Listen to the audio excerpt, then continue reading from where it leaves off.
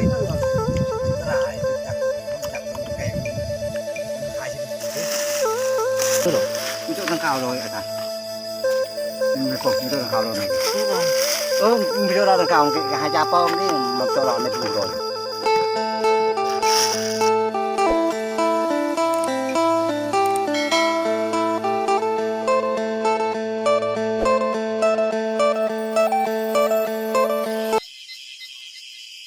เอาทักทายสบายดีพ่อแม่พี่น้องเบิร์ดจุกุจุกคนที่เคารพและฮักแพง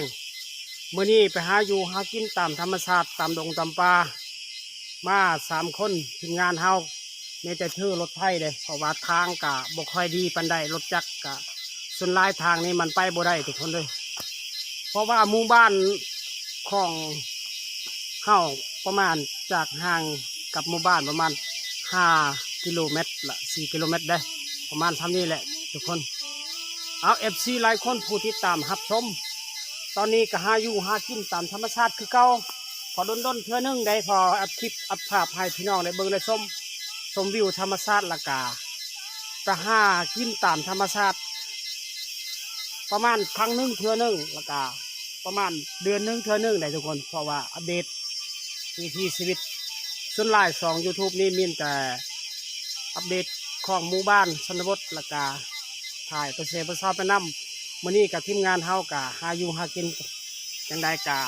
มาไปนำกันไปรุ่นนำกันทุกคนเลยได้บ่ได้กะบ่ฮู้คือกันเนาะ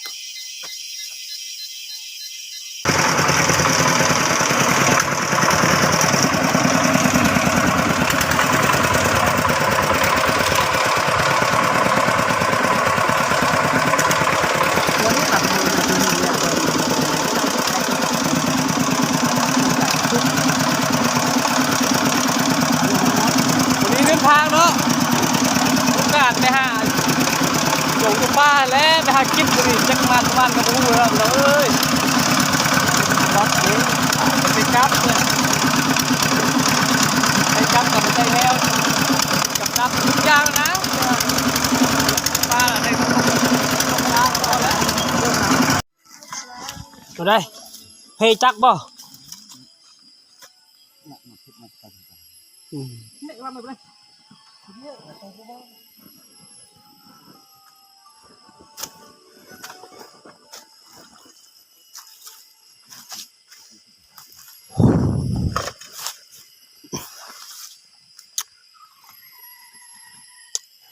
มาเดินทางหากิน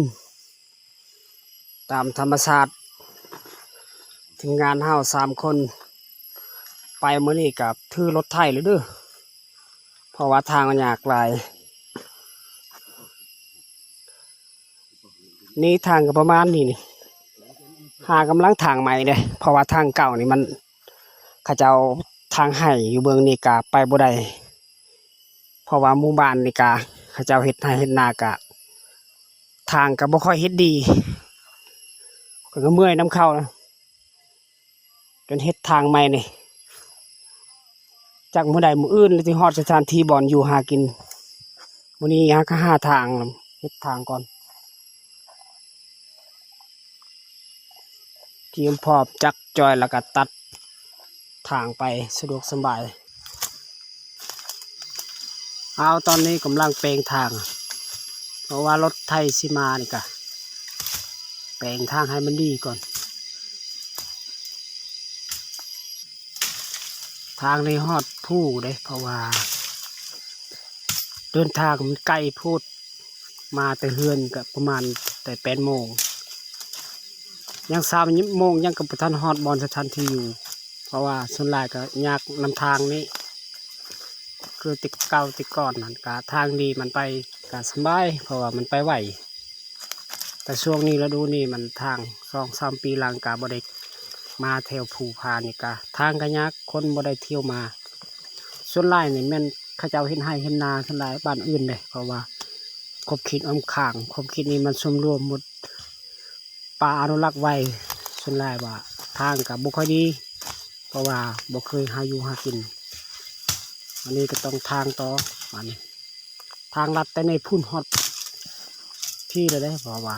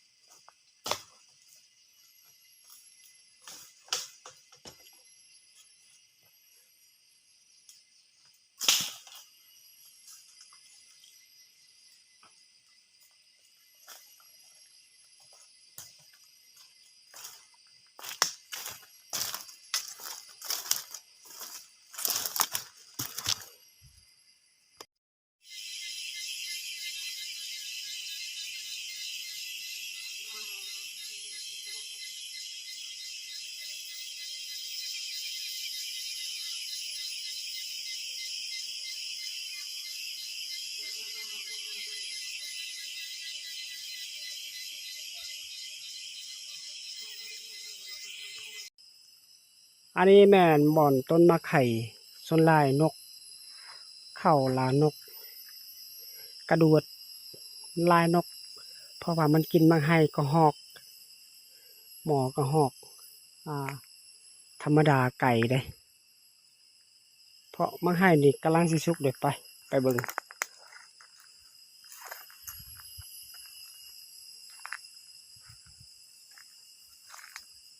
ป้าตุ๊กำลังสุกเลยบางไห้นะทุกคนเลยว้า